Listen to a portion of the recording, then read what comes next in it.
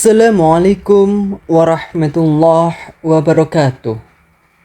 Sahabat muslim yang dirahmati Allah, kali ini saya akan menceritakan tentang sejarah konflik antara Palestina dan juga Israel yang hampir satu abad dan sampai saat ini masih terus berlangsung. Konflik antara Israel dan Palestina merupakan salah satu pertikaian yang panjang dan paling keras di dunia. Konflik ini bermula lebih dari satu abad yang lalu. Telah terjadi serangkaian perang antara Palestina dan juga Israel, bahkan menyangkut negara-negara Arab di Timur Tengah. Pemberontakan yang disebut Intifada terjadi dan terhadap penduduk Israel, serta tindakan balasan dan penindakan keras oleh Israel. Konsekuensinya dari pertikaian bersejarah atas berbagai isu, termasuk tanah, perbatasan, dan hak masih dirasakan, termasuk perang terbaru antara Israel dan Hamas yang sudah terjadi hingga saat ini. Dalam mengulas sejarah ini, yang akan kita mulai dari pengenalan apa itu Israel sebelum 1948 dan bagaimana ia diciptakan. Inggris mengambil alih wilayah yang dikenal sebagai Palestina dalam Perang Dunia Pertama, menyusul kekalahan Kekaisaran Ottoman yang telah menguasai bagian Timur Tengah kala itu. Mayoritas Arab dan minoritas Yahudi tinggal di sana. Begitu pula kelompok etnis lainnya. Ketegangan antara penduduk Yahudi dan Arab meningkat ketika Inggris pada prinsipnya menyetujui pembentukan rumah nasional di Palestina bagi orang-orang Yahudi. Sebuah janji yang dikenal sebagai Deklarasi Balfour. Orang Yahudi memiliki hubungan historis dengan tanah tersebut. Tetapi orang Arab Palestina juga memiliki klaim yang telah berlangsung berabad-abad dan menentang langkah tersebut. Inggris mengatakan bahwa hak-hak orang Arab Palestina yang sudah tinggal di sana harus dilindungi. Antara tahun 1920-an hingga 1940-an, jumlah orang Yahudi yang datang terus meningkat. Dan banyak yang melarikan diri dari penganiayaan di Eropa. Pembunuhan 6 juta orang Yahudi selama Holocaust semakin mendesak tuntutan akan tempat berlindung yang aman. Populasi Yahudi yang terus meningkat hingga mencapai 630.000 jiwa, lebih dari 30% populasi pada tahun 1947. Pada tahun 1947 sendiri, dengan latar belakang meningkatnya kekerasan antara Yahudi dan juga Arab, serta melawan pemerintahan Inggris, Perserikatan Bangsa-Bangsa atau PBB memutuskan untuk membagi Palestina menjadi negara-negara Yahudi dan Arab yang terpisah. Yerusalem akan menjadi kota internasional. Tidak ada negara Arab yang mendukung hal ini. Mereka berargumen bahwa rencana tersebut memberi orang Yahudi lebih banyak tanah, meskipun populasi dari mereka lebih kecil. Apa itu Perang Arab Israel pada tahun 1948? Sehari setelah Israel mendeklarasikan kemerdekaan, negara itu diserang dan dikepung oleh tentara 5 negara Arab. Konflik tersebut kemudian dikenal di Israel sebagai Perang Kemerdekaan. Pada saat pertempuran berakhir dengan gencatan senjata pada tahun 1949, Israel menguasai sebagian besar wilayah. Perjanjian tersebut membuat Mesir menduduki jalur Gaza Yordania menduduki tepi barat dan Yerusalem timur, dan Israel tentu menduduki Yerusalem barat. Pada tahun 1967, yang dikenal sebagai Perang 6 Hari, mengubah batas-batas di Timur Tengah dan menimbulkan konsekuensi besar bagi warga Palestina. Perang ini melibatkan Israel yang berperang melawan Mesir, Suriah, dan juga Yordania. Ini dimulai ketika Israel yang takut akan serangan Mesir dan Suriah melancarkan serangan terhadap angkatan udara Mesir. Pada saat pertempuran berakhir, Israel telah merebut semenanjung Sinai dan juga Gaza dari Mesir. Sebagian besar dataran tinggi Golan dari Suriah, serta Yerusalem, dan tepi barat dari Yordania. Lalu, apa yang telah terjadi di jalur Gaza? Jalur Gaza adalah wilayah yang dikelilingi oleh Israel, Mesir, dan Laut Mediterania.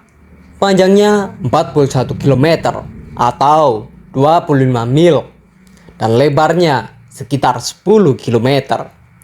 Sebagai rumah sekitar 2,1 juta orang, ini adalah salah satu tempat terpadat di bumi. Bahkan sebelum perang terakhir antara Israel dan Hamas, Gaza memiliki salah satu tingkat pengangguran tertinggi di dunia. Banyak orang hidup di bawah garis kemiskinan dan bergantung pada bantuan pangan untuk bertahan hidup. Mesir diusir dari Gaza dalam perang tahun 1967 dan jalur Gaza diduduki oleh Israel yang membangun pemukiman dan menempatkan penduduk Palestina di Gaza di bawah kekuasaan militer. Pada tahun 2005, Israel secara sepihak menarik pasukan dan pemukimnya dari Gaza, meskipun tetap mempertahankan kendali atas perbatasan bersama wilayah udara dan garis-garis pantai. PBB masih menganggap Gaza sebagai wilayah yang diduduki Israel karena tingkat kontrol yang dimiliki oleh Israel itu sendiri. Hamas kemudian memenangkan pemilu Palestina pada tahun 2006 dan mengusir pesaingnya dari wilayah tersebut setelah pertempuran sengit tahun-tahun berikutnya. Israel dan Mesir memberlakukan blokade sebagai tanggapan, dengan Israel mengendalikan sebagian besar wilayah yang diizinkan masuk. Pada tahun-tahun berikutnya, Hamas dan Israel terlibat dalam beberapa konflik besar, termasuk yang terjadi pada tahun 2008 hingga 2009, pada tahun 2012 dan 2014. Konflik besar antara kedua belah pihak pada Mei 2021 berakhir dengan gencatan senjata setelah 11 hari.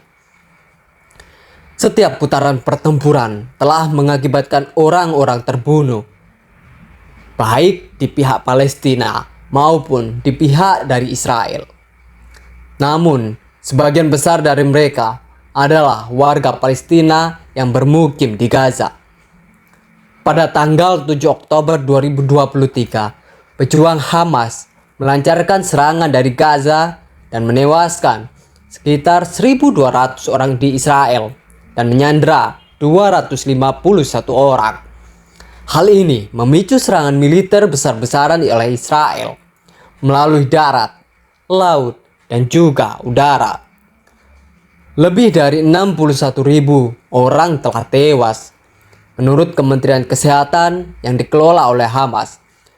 Pada bulan Juli, Inggris dan 27 negara lainnya, termasuk Australia, Kanada, Perancis, dan negara-negara lain, menyerukan agar perang segera diakhiri.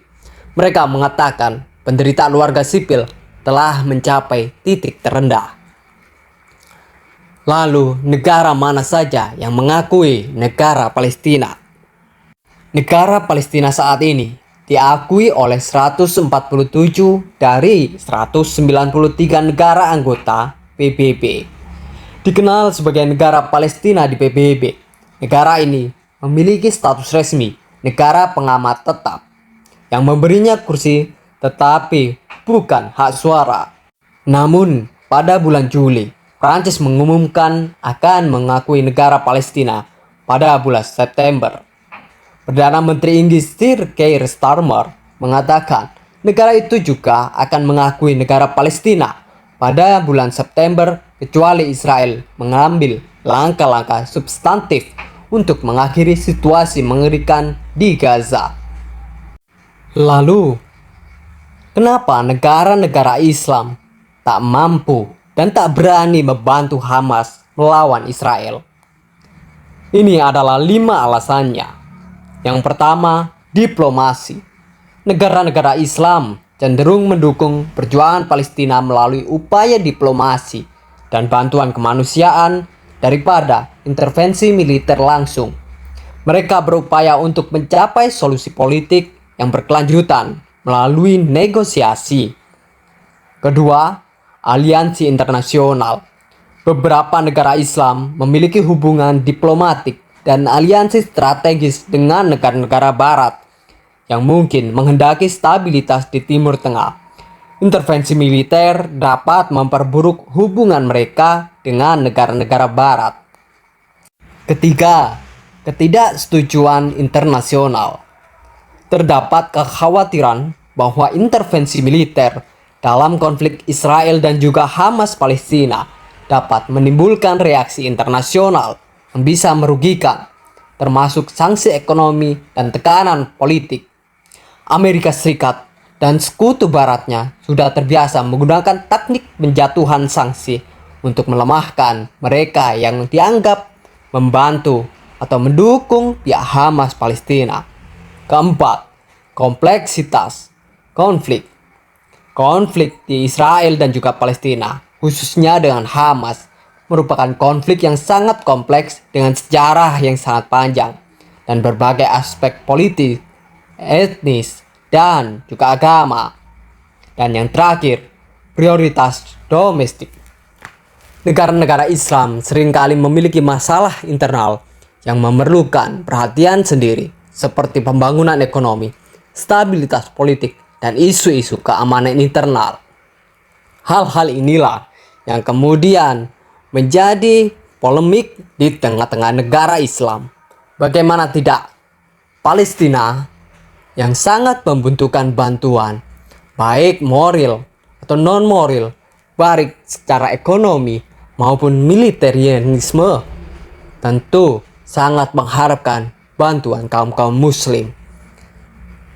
Dengan apa yang kita bisa, mulai dari doa dan bantuan-bantuan kemanusiaan, semoga kita selalu diberikan yang terbaik untuk membantu teman-teman dan sahabat-sahabat atau saudara-saudara kita di Palestina.